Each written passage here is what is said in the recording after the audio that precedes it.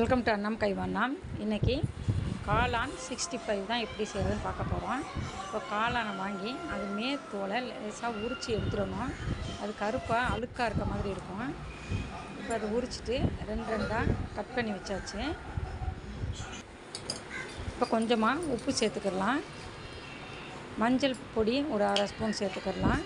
மிளகாய் பொடி 1 ஸ்பூன் சேர்த்துக்கலாம். கரம் மசாலா 2 ஸ்பூன் சேர்த்துக்கலாம். அதோட 6 இஞ்சி பூண்டு பேஸ்ட்டு ஒரு 2 ஸ்பூன் சேர்த்துக்கலாம். 65 பவுடர் ஒரு 3 ஸ்பூன் சேர்த்து நல்லா பிரட்டி ஒரு 5 நிமிஷம் ஊற வச்சிடலாம். இந்த பவுடர் சூப்பர் மார்க்கெட்டில் கிடைக்கும்.